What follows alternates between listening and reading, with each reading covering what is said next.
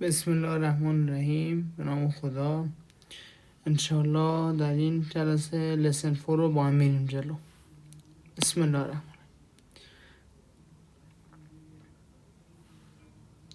Describe your routines.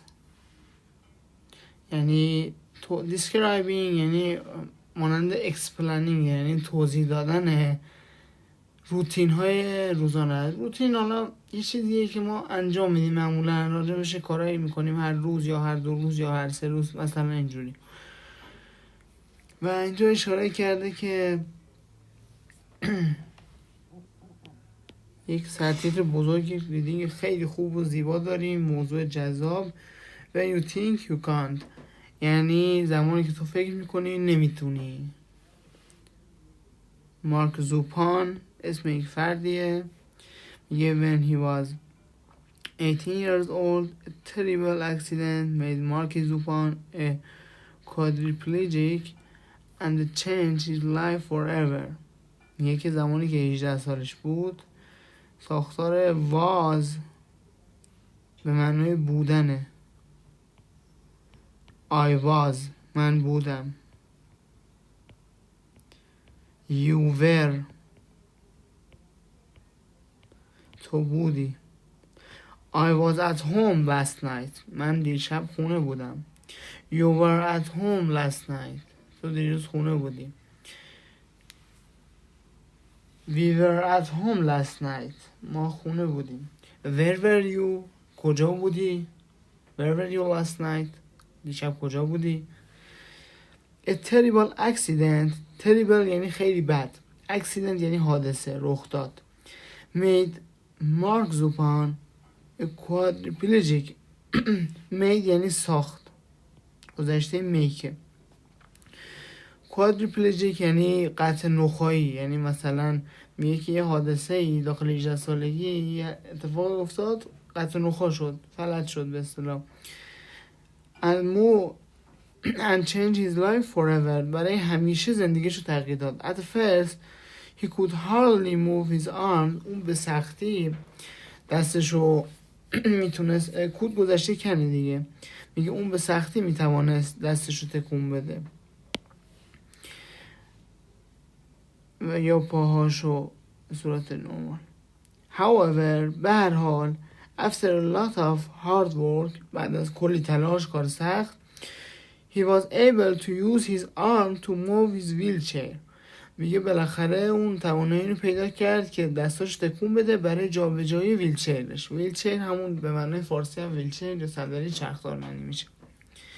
And he could even stand for a short time and take a few slow steps میگه که و توانست برای مدت خیلی کوتاهی وایسه و برای مدت خیلی کوتاهی و چند قدم خیلی کوچیکم برداره. زوپان اور زوپ نیک نیمشه.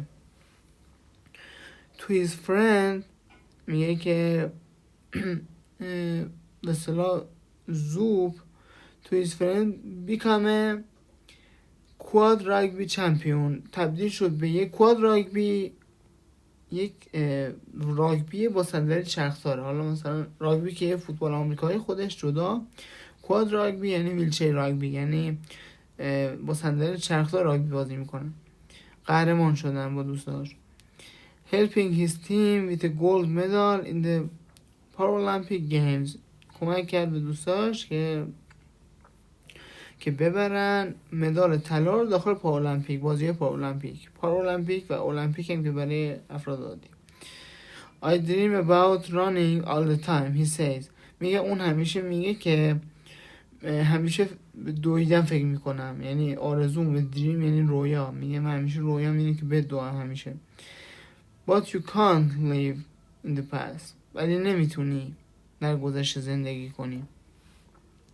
Today Zupan frequently gives talk and raises money for his sport and appears in the movie and TV shows میگه که frequently یعنی قید زمانی، یعنی مثلا بعضی مواقع gives talks صحبت میکنه and raises money و پول جمع میکنه برای ورزشش and appears in the movies and TV shows. appears یعنی شرکت کردن، مثل attend هست، میگه که اون شرکت میکنه داخل مثلا فیلم ها و برنامه های تلویزیونی برای همین کار، مثلا پول جمع کردن و پرزنت کردن و کمک گرفتن برای ورزشش رو. anyone who spends time with him forgets that he is in a wheelchair. یعنی هر کس با اون مثلا اسپند میکنه تایمشو میگذرونه، اصلا یادش میره که این ویلچریه. he lifts weights at the gym every day. اون هر روز وزنه برداری میکنه، حالا به چه صورتش دیگه وزنه برداری میکنه، مثلا وزنه برمیداره، تمرین میکنه. drives a car and goes to the concert. ماشین میرونه، کنسرت میره. a lot of people think quadriplegics can do anything. نمیتواند کاری انجام بده کسی که فلج شده. he says. اون میگه یعنی to stay in shape، برای سرحال موندن، رو فرم موندن. Zupan is careful about his diet and avoids unhealthy and fatty food. یعنی که برای شیپ موندن، رو فرم موندن، اون رژیم غذایش خیلی مراقبت میکنه راجبش و پرهیز میکنه از غذای چرب و غذای ناسالم، unhealthy. just think of me as a human being and athlete. میگه که مثلا برای بودن مثلا فقط فکر میکنم که یک انسان باشم و یک ورزشکار حرفه‌ای باشم. اتلت یعنی ورزشکار حرفه‌ای و مثلا مهم. because that's who I am. برای اینکه من اونم، کسی هم که هستم. بیتانی همیلتون. At the age of 13, surfer Brittany Hamilton had a dream.